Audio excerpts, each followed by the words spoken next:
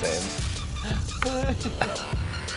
And we welcome you to Power Rankings, presented by the long-lasting power of Energizer. Still to my going. left, in person. Still going. See, I've already messed things up to my left. It's Dan the Man, the old Zeuser. And what did he leave behind today? His You Too Can Sous Vide TikTok channel to be with us here today and share 1 through 32. And we have a lot of movement. Dan, I counted it up. In the top 8, we have a net plus 12 of gains. We have one team that dropped, a couple that were this. Hey, let's get a look at it right now. 1 through 10. Here we go. You're all fired up, honey. I am. I'm excited to see you. You know what? Prepping. I love this, by the way, seeing your Surfer's Tam in person. It really gets me pumped up. I'm a burnout. It's all right. Summer's coming to a close. All right, so immediately my focus goes to numbers 2 and 3. Chiefs, Ravens, prime time. Ravens get out with the win and they move up 4 spots. But they don't move up 5. Yes. You have them at 3 behind a team they just knocked off for the first time in 3 tries in the Lamar Jackson, Patrick Mahomes era. Explain yourself. Talk some Ravens. Yes, I love this power that I hold in this one realm in my life that I have control over. Sure. That I could say that the Ravens can beat the Chiefs, but not be ahead of the Chiefs in these silly little rankings. But you know what, Money? It's because I still think that Patrick Mahomes and the Kansas City Chiefs are the best team in the league. Love that pass. But Lamar Jackson, and look at that, Hollywood Brown stepping up in a big spot this season so far. They are so special, and I think they're separating themselves from the AFC North. And what you're seeing here with Lamar Jackson it's reminding me of that MVP season where, especially with him heating up the passing game here with Hollywood Brown this year, his ability to just wreck a game plan, his utter uniqueness is what's going to separate him and give every team in the league trouble week after week. I think this is a huge bounce-back season for Baltimore, and the Chiefs got a reminder that you cannot sleep on this team. One of the things that you often hear about, and it's like a key word, right, for people that talk about football, is identity. Identity is important. You got to have a culture. You have to have an identity. You have to have a team that knows what they want to do when they get on the field, so when the chips are down and things go sideways, they can lean on that identity. I don't know if there are 2 teams with a better identity than the Chiefs, because it's Patrick Mahomes, or the Ravens, and it's we're going to grind you, we're going to pound you. Maybe it doesn't work out at the beginning, but if we stick to this game plan, eventually it's going to wear you down, and that's what happened in that game. So let's go to those Chiefs and why you decided to keep them at number 2 instead of moving them back 1. Because, you know, sports can be cruel sometimes. It seemed preordained when the Chiefs had the ball back late in the fourth quarter as they're marching down the field. It was over. Yeah. It was just like, okay, we know exactly how this play out. The only drama was it will be the kicker, Harrison Butker, putting one through the pipes, or will it be Mahomes doing something insane to win with a touchdown. But you forgot to play the games, Money. And that's what we saw. Clyde Edwards-Helaire, God bless him, puts the ball on the ground, changes everything. And that's why I think the Chiefs are still the team to me to beat in the AFC, because unless something crazy like that happens, you're not going to beat him in that spot. Patrick Mahomes had never even lost in September in his career until that play led to the downfall. So I know KC is not a perfect balanced team, but they still have Mahomes, and that makes them number 2. So 2 things. One, and it's almost impossible to push back on the Patrick Mahomes thing. So I'm not even going to try. 2 things. One is you're talking about a fumble. So I win. Not really, because you're talking about a fumble. Well, then I can go back to week 1 in the Ravens fumble and say that if they don't fumble, they win that game, they're 2-0, and they're the number 2 team because they're 2-0 and they just beat the Chiefs. So I don't like playing that fumble. Well, if that hadn't happened, then you know what? Fair. So there's that one. And 2 is I'm not crazy about this Chiefs defense. You know, you get a pick 6, you get an extra pick of Lamar Jackson. Put him away. You know, the Browns jumped on him for 15 points right out the gate. So I'm still waiting to find an identity. There's that word again, right? For this Chiefs defense to find another pass rusher. I know Frank Clark came back, but just this offensive line was porous against the Raiders. You know, I mean, Max Crosby had himself a night on that Monday nighter, and you just didn't quite see that with these Chiefs. So I'm waiting. I'm going to reserve judgment for week 3 against the Chargers that have a good left side of the line, a little bit of a leaky right side of the line, and let's see if the Chiefs can get after Justin Herbert before I get too excited about just, hey, Patrick Mahomes. And because there is no pushback to that. I mean, that's fair. And Kansas City, that's a tough draw to the Browns and the Ravens back to back. I think 2 they'll very be okay. good teams. Yeah, very good offenses, but they have work to do. There's no doubt about it. You have 4 teams from the NFC North, and we have said this is the best division in football. Exactly right. I'm going to get it right. So it's not the AFC, it's not the North, it's the NFC West. Nailed it. Right where we're sitting, SoFi Stadium, right across the street. 4 NFC West teams in the top 10. Yes, and that's history, actually. It is. I did a mountain of research on this, and it's never happened in the history of the internet. No, I don't know. That's all a guess. Oh, it's just. But in the say it with history, confidence. in the history of I believe it. the old Zeusers power rankings, Right. it's never happened, and the Cardinals are at number 10. And some might say, oh, that's a little generous. Like, they shouldn't even won because kicker madness for the Vikings. But when you have Kyler Murray, who looks very much, Money, like a guy that's ready to go on an MVP-type tear this season, doing what he's doing, I absolutely love Rondale There's your Moore. guy, Rondale Moore. Who has really now looks like the guy that they were looking for all last year, a true number 2 for Nuke Hopkins. Cliff Kingsbury, a guy that we kind of pushed back on in the offseason. Is he the right guy to lead the show? So far, this offense looks unstoppable. I don't know any defenses that are going to handle it. And then all you need is your defense, and we're kind of talking about it with the Chiefs, to get to that kind of middling level. And you're talking about easily a top 10 team with upside. So a couple things. One, because we're now in studio and not in our homes, Dan can't adjust the pictures that are behind him. But if you could, based on this ranking, I would insist you put up the David Duchovny from X-Files, I want to believe, poster behind you, because that's what this is. And we're all with you. We want to believe that Kyler Murray is the most exciting player. He is in the Patrick Mahomes, Lamar Jackson conversation. Must-watch football.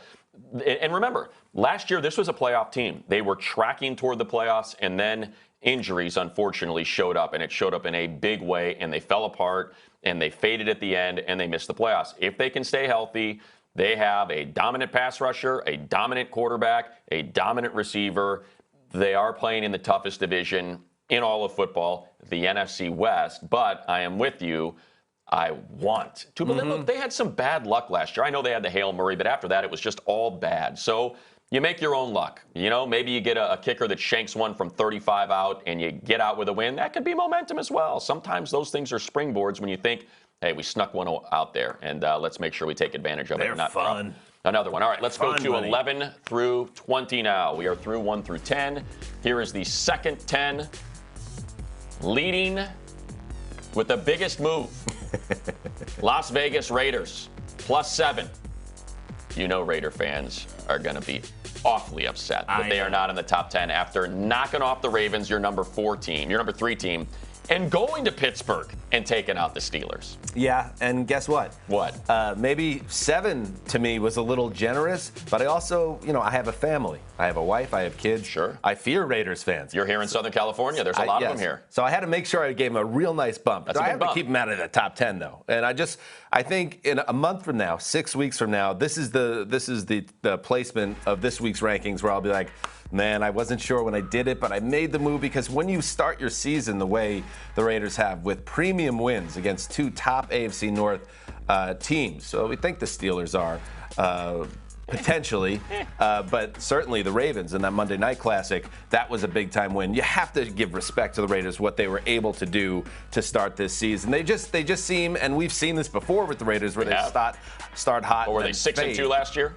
Right, Yeah. and they had those back-to-back terrible Decembers, but gotta give them love. 2 things real quick. I'm buying the Raiders until they prove me different, because I have not bought into Derek Carr in the past. He has just been full-on captain check down, and that's changed. You're seeing him take shots. You saw the one there to Henry Ruggs. He's standing in the pocket, letting those plays develop a little bit longer. It's why you heard those rumors about the Raiders and Matthew Stafford, that it was sort of the same issue that Sean McVay was having with Jared Goff, that got to be more aggressive. You have to play deep. You have to play aggressive football to win in 2021 in the NFL. And we're seeing that. Second thing, Gus Bradley shows up, cuts these guys loose, don't think as much, play free. He's rushing 4. And Max Crosby and Yannick Ngakoue, they are getting after it. Now, look, they picked on Villanueva last week. They found the Waldo, and they took advantage of it. Max Crosby did. In this one, that Steelers offensive line looks bad, but they took advantage of it.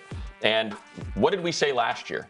If the Raiders can have a league average defense, this offense with Darren Waller and all of Josh Jacobs, I know he was out and Kenyon Drake was in and they didn't run the ball very well. They got a lot. They have a lot to work with on offense. So I would have given them the bump. I would have given them 11. I would have given them 10 and the Cardinals 11. Give them the cookie. But you want to believe.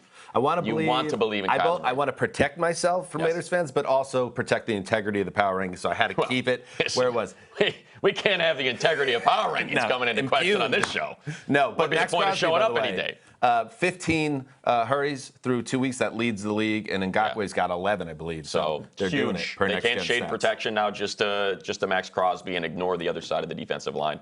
Love what they're doing, and we're going to have a Monday nighter here, as a matter of fact, not this coming week, but the following week against the Chargers. That's going to be a great one. All right, I think you got them way too low.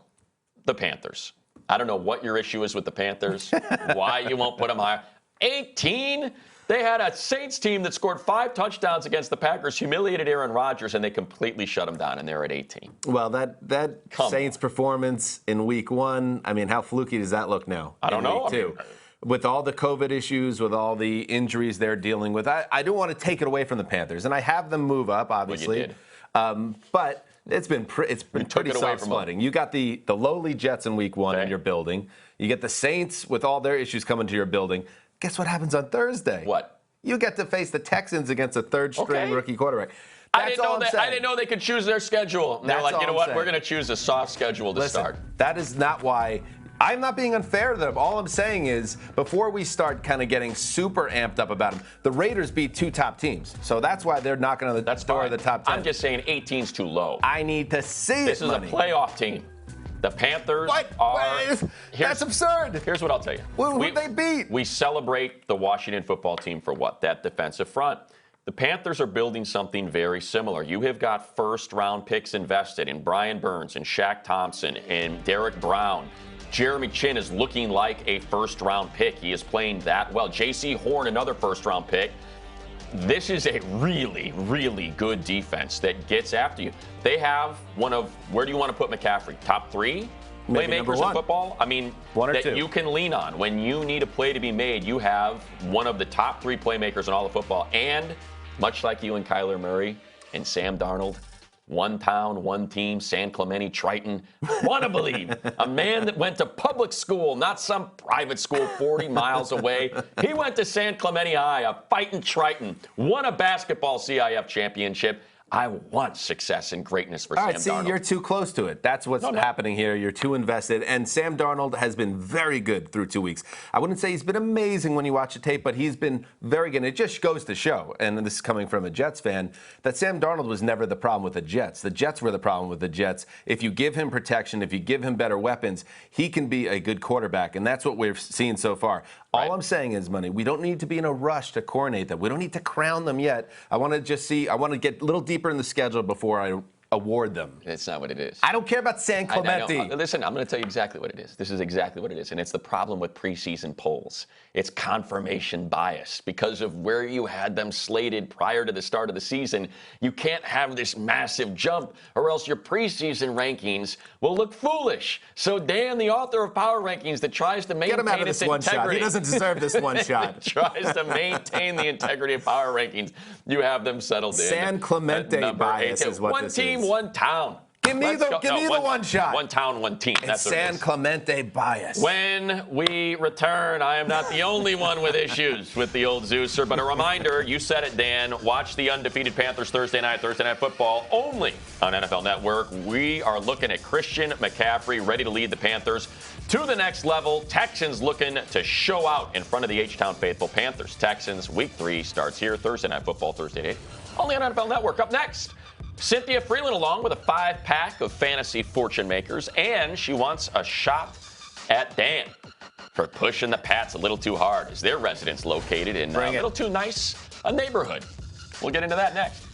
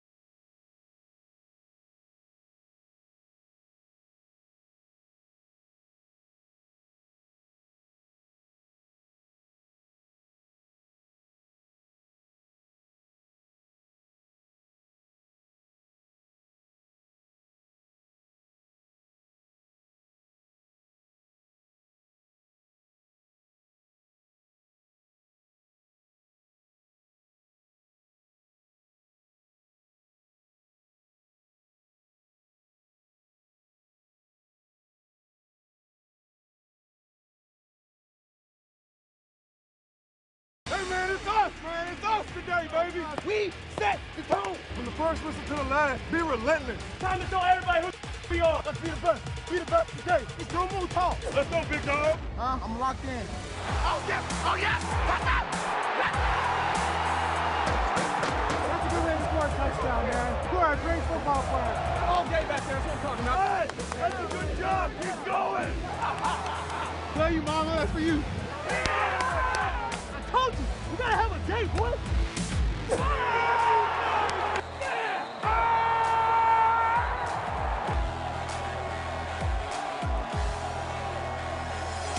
Oh, man. You kicked that.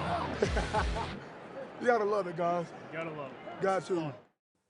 Well, as we are back on Power Rankings presented by Energizer, still going. Dan Hanzus does the 1 through 32. And when you're walking the hallways with some Hall of Famers, former #1 overall picks, Super Bowl champions, they're bound to give you the side eye based on where you might have put a particular team, which is why moving forward, we're going to do a little bit of player pushback on Dan's rankings.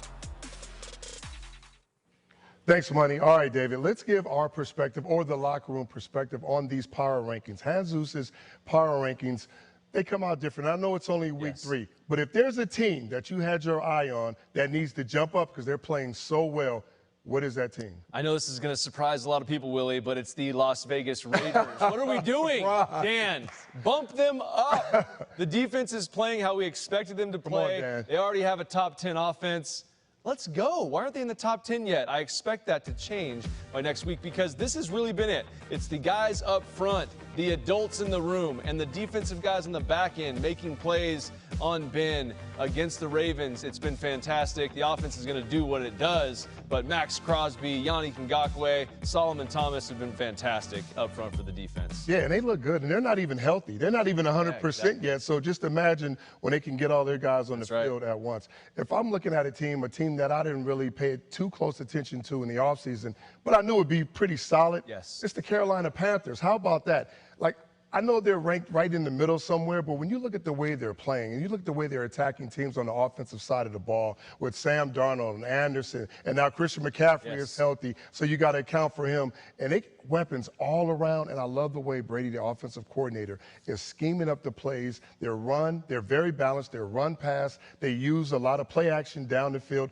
The defense has some of the best players on the front seven and at the DB position. We see Horn making plays. A lot of moving parts. A lot of moving parts, and they do a lot. So I think this team hasn't been together a long time, and they're gelling just fine with a new quarterback, some new players in system. You know, I just think they're going to keep going up the ladder. They're going to keep winning football games. They play in a tough division, but they've showed already. Give them some respect. They've showed already in week 2 that they're doing good. Yep, I agree. All right, David. Now, we had to talk about the good teams that needs to move up the ladder in the power rankings, which means we got to talk about the teams that has to go the other way. I understand. Give me a team. I think it's the Saints. And we saw the Saints have a fantastic performance, and then we saw the Saints have a not-so-fantastic performance. And I can't help but point at the quarterback position for that reason, because Sean Payton hasn't changed. Right. A lot of the offensive components are still there. I think the offensive line's fantastic. They did play against one of the teams that you mentioned, the Carolina Panthers, who was a good young team, and they just made them look bad. Alvin Kamara didn't do anything. It's all right. We don't know which division, which team is doing what. Yes. Give me a division that confuses you the most. Well, you think they're good, and then they're bad, and then they're whatever. Not to take anything away from, obviously the Ravens have had a great win this last week. Obviously, the Steelers lost to the Raiders. The Raiders are on their way up. What is happening in the NFC North? Like, Cincinnati Bengals, they throw a couple interceptions, but then they climb all the way back and try and win. Like, this is a really confusing division just because I can't figure out who's going to be there at the end. Right. I think that's really the biggest thing for me. You know, and you got Cleveland, and Cleveland's supposed to be the team. And then they go out against Kansas City, look like they're in total control, drop back to pass, and it just all breaks loose. 8 minutes left in the game. And they just crumble. Right. So it's like, who's going to finish in this division? Who's going to be the team to get some momentum going? Maybe, possibly Baltimore. I picked the Steelers. I could be wrong, too. It could be, who knows? The Browns could figure it out. That's confusing to me. Yeah, and what about the AFC East, right? Everybody said that the Bills are going to dominate, and they went to the AFC Championship last year, and they're going to the Super Bowl, right? That's right. Super Bowl this year. Yeah. They don't look that good. They don't look great. They don't look like that dominant team in that division. The Patriots are playing well. The Jets are in trouble. Yeah. Okay? And, you know, you got to figure it out. So Nobody's confused anymore. We understand what we're seeing and what's going on. They'll take a while to figure it out. They'll figure it out, all right? Well, check back in with us next week. But for you at home, be sure to catch us on Total Access weekdays at 7 p.m. Money and Jesus, back to you guys. Thank you, David. So let's get a look here. Let's pick up on what David Carr was talking about. The AFC North being a bit confounding. Here are your rankings based on the 1 through 32. The Ravens the highest at 3. Browns in the top 10. Steelers sliding out, dropping a giant 7 spots. Understandable after that big win over the Bills to start the season.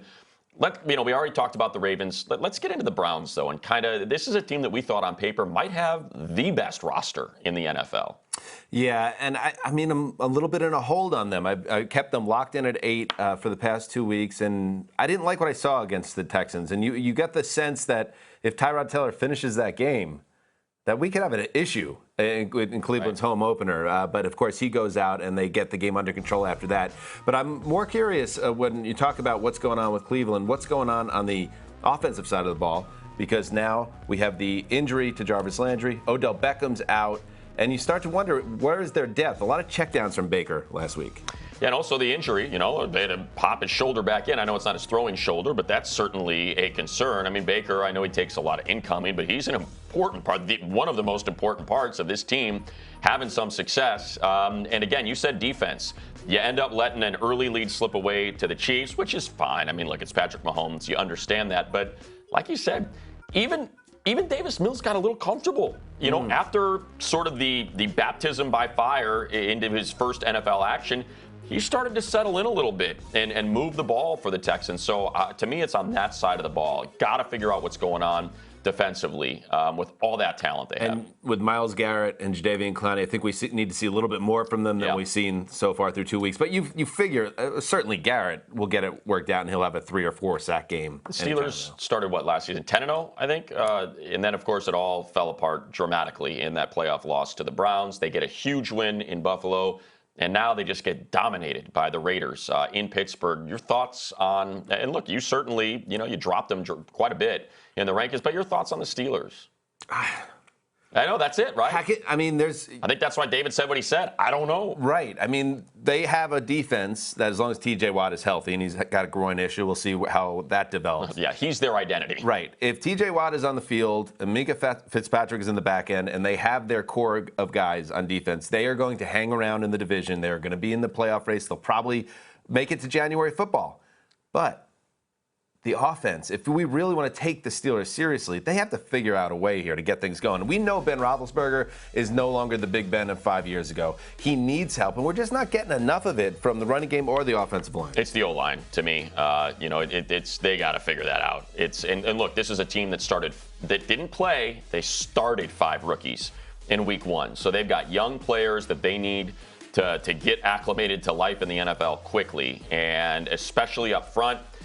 Ben, rumored to have a bit of a pectoral injury now. So there's some serious issues there. And look, injuries happen to everyone. We just talked about it with the Browns and Jarvis Landry and Odell Beckham. I mean, every single team that we're going to talk about, we're going to mention injuries, and you have to overcome it. And that's why you said depth, and that goes for every team. What kind of depth do you have? And I think for the Steelers, specifically, it's up front. And you got to see a little bit more from that group. You don't think, Money, that Big Ben would bring up that pec injury at any point in the next few weeks if they continue to struggle, or he personally struggle? He wouldn't bring up an injury, would he?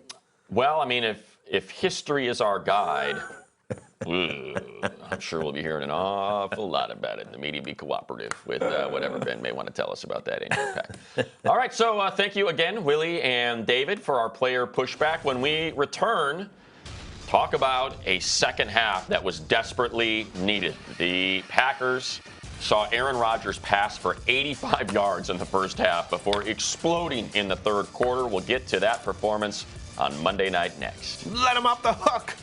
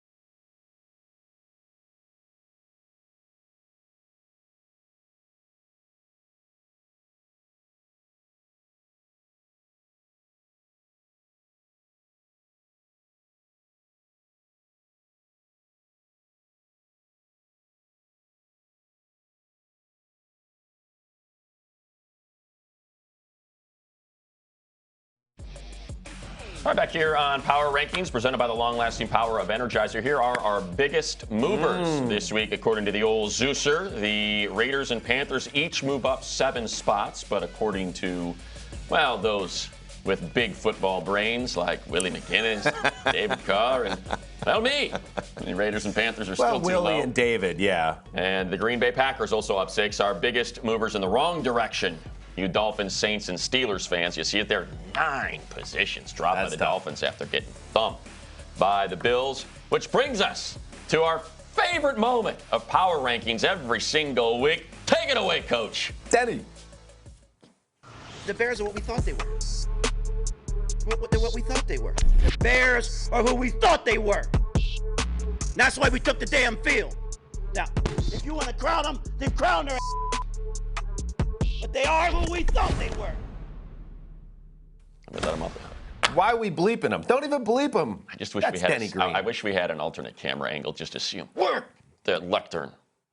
Who we thought they were.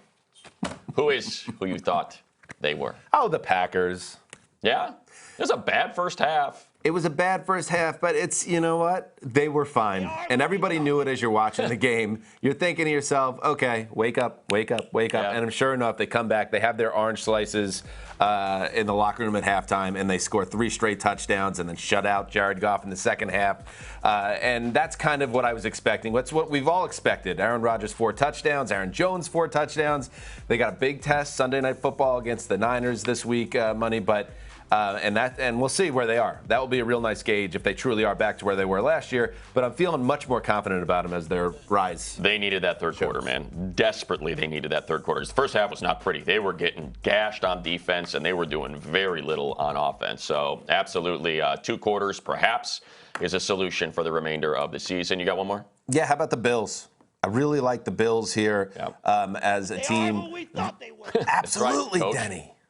Coach, I love the Bills' defense, what they did. They embarrassed the Dolphins. I mean, there's no other way around it. Yeah. What they were able to do in those initial series of the game is set a tone. The first series, 2 sacks of Tua. The second series, they hit him hard again and knock him out of the game with bruised ribs, and they never let up. And after you have a humbling Week 1 home loss to the Steelers, to go and drop a 35-0 bomb on a supposed division rival that was going to push you for the division this year, that's a statement win.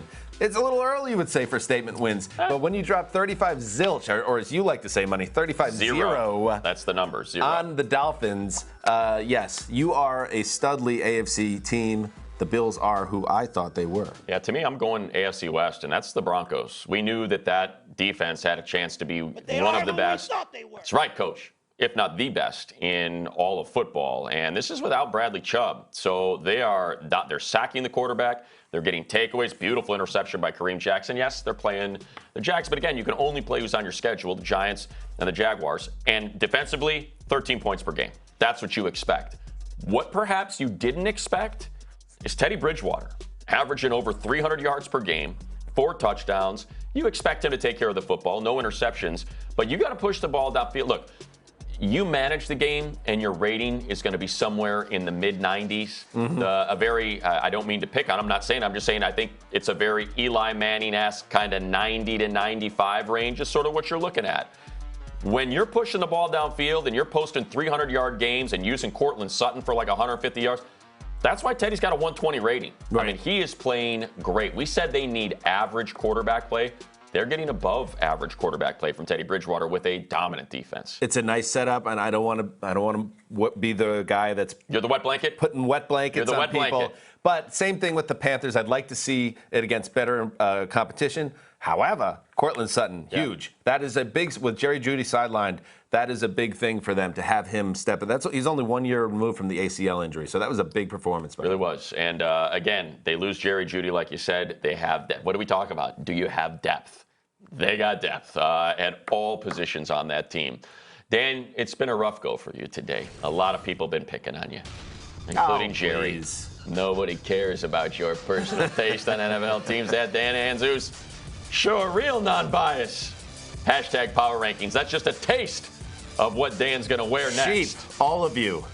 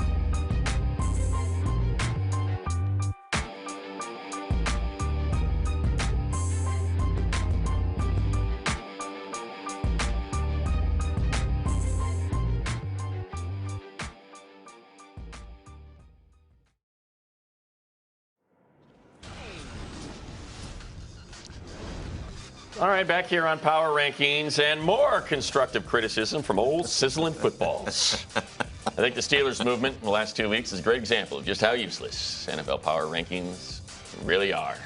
The international man of mystery. I'm sure you've ever traveled out of your own backyard. Wow, a little personal attack there. That's what I do. A little personal attack. He's just saying Power Rankings are a little. I'm not Zeuser. They're my rankings money. I didn't know the Power Rankings were so useful, as opposed to now being useless, because he doesn't. Old sizzling footballs doesn't like international where the Steelers are situated. All right, you ready for another one?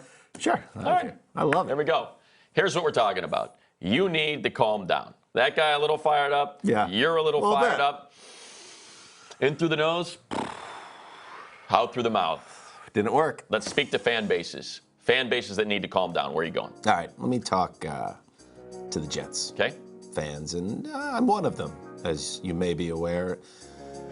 Deep breaths. There you go. Everything is going to maybe be okay. If Bill Belichick does Bill Belichick things to rookie quarterbacks. Don't worry about it. He's not on the schedule again. Well, he is, but not for a little while. The offensive line was better in week 2. The entire team will look better in week 2. Zach Wilson obviously struggled, but he is a young man learning the sport. He will get better from this. This was not a ghost game. This was just a kid that got a little in over his skis in a big spot. He will be better. I love me some Zach Wilson still. You should too, Jets fans.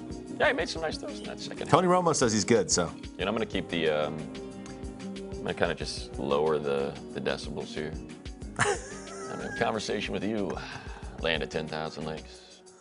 Minnesota, let's talk about your Vikings. Freaking out a little bit, right? It's essential. But let's really look at these 2 losses. One, you've got a Dalvin Cook fumble when you are driving into field goal territory to win a game in overtime. And Cincinnati, after a heck of a comeback in that fourth quarter, feel good about that. It doesn't work out, right? Inopportune turnover. Fast forward, kicker shanks a makeable kick, 35-yarder for your second loss. 37. Good news. You play in a division where the first place team is 1-1 and really has only played 2 good quarters of football out of 8. So relax. Maybe it's going to be 9-8 that wins this division. Maybe it's 10-7. And you still look like you're playing good enough with Kirk Cousins throwing the ball over 300 yards per game. So relax. Let's be honest, though. Yeah. We're telling Jets fans and Vikings fans to relax. There's been 54, 55 Super Bowls in the last 50 years. And those guys have won one of them. You guys, you can panic if you want to, if it makes you feel better. I disagree.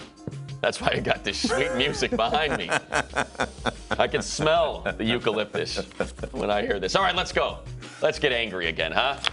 You ready, Dan? This is jarring. So angry, calm, angry. Right. We run the gamut. All right, bring it. Full spectrum is what we do here on Power Rankings. It was bubbling under the surface anyway. Constructive criticism in the vein of sizzling footballs. Here we go. You ready? Yeah. Let's come after old Dan what do you here. got? Here's what I got. Show it to me. Another sizzling footballs. What is it? Who's in the bag for sizzling footballs? This is somebody's friend. Power rankings are just oversimplified crap slapped together to help inexperienced viewers quantify the complexity who does this guy think he is? of a long and tumultuous NFL season. It's really quite insulting to real NFL fans. Like you, international man of mystery sizzling footballs. It's so insulting. Imagine writing 2 tweets about my power rankings. I believe that I am in your head, Mr. National Man of Mystery. Are you living in his head rent-free? Rent-free. Is that what you're doing? That's where I am. Rent-free. I never liked that expression, but in this case, it's true. And I believe he's boofing around with that avatar. Isn't that Shia LaBeouf? It is. Yeah, I called you Shia. Listen, bub, and I like a bub. I love a bub. Listen, bub, you don't put my Jags back at 32, I'm in a riot. Yeah, well, you got what you wanted. Yeah, they're back at 32 now. They're right at 32, and that's where they're going to stay. Unfortunately, the idea here is that Trevor Lawrence and Urban Meyer are going to pump electricity into Duval. Yeah, not so much. It hasn't happened yet. But if we were extending the calm down segment, you need to calm down. Right. If we extended that segment, Jacksonville, same thing.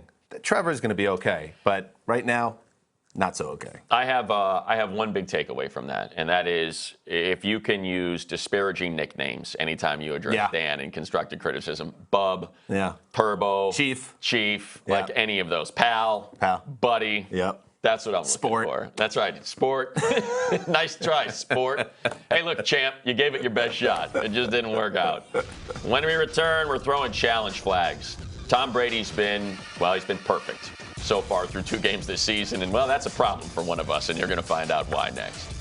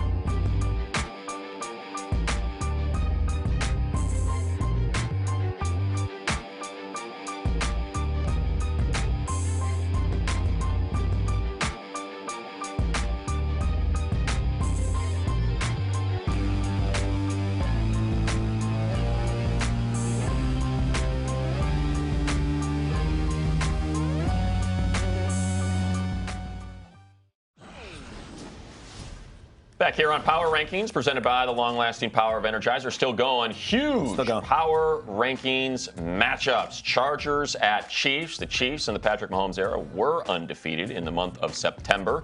Chargers had hoped to end that. Well, now they want to pile on, make it 2 in a row. As last year, Herbert took them to overtime in his first start and won in Kansas City in Week 17. Bucs at Rams right across the street from where we're at. A rematch of an awesome regular season contest last year. And then Packers at 49ers 2 years ago. That was your NFC Championship game. We were looking forward to that. Now we get to challenge flags. Some things, well, we have an issue with. And we are going to challenge a particular squad or a particular individual to clean it up. What do you got? I mean, first of all, you clean it up because you've been throwing a yellow flag the first 2 weeks. Red flag. That's the challenge flag, Money. I will challenge I take liberties. Let me see if I can. That's terrible. Challenge the Saints. Pick a lane. What do you mean, pick a lane? It's a hard job. It's a hard job being the Power Rankings maestro. And when you look as good as you do in Week 1, and I have to say, oh, I'm a dummy, I'm going to move you from 15 to 10. And then you lay a Titanic egg in Week 2 against the Panthers, and I got to drop you 9 spots. I don't want to drop teams 9 spots. Just let me know who you are so I can figure things out on my job. Make my job easier. That's the key to their season, really. Yeah, I got you up. I had you jump 7 spots. Now I'm dropping you 9 spots. What am I going to do? Yeah, you look ridiculous. All right, here we go. My challenge flag I'm throwing right there. Oh, yeah. I felt pretty good about that. 6 out of 10. Hey, Tom Brady. Enough. All right, enough. You're 44. Enough of this crap. I'm sick of it. He looks better at 44 than he did at 34. He's in better shape at 44 than he was at 34. He's sharing all this fancy. And look at this. Now he's got the lounge chair. He's got the beach vibe. Those aren't your sunglasses, all right? I'm the 40-year-old guy. I'm the guy in his 40s who gets to fight with the pits. Psst, psst, psst, psst. I got the pit vipers, not you, Brady. That was the last straw. I'm sick of it. Avocado ice cream and special water and all this. Where did you get those? What do you mean? Where do I have pit vipers? Pit vipers. Where do I get them? I love wearing my vipes. And Tom is pulling them off. Thanks for watching. Money? Thanks, bub. Thanks, pal. Good job. You got it, sport. All right.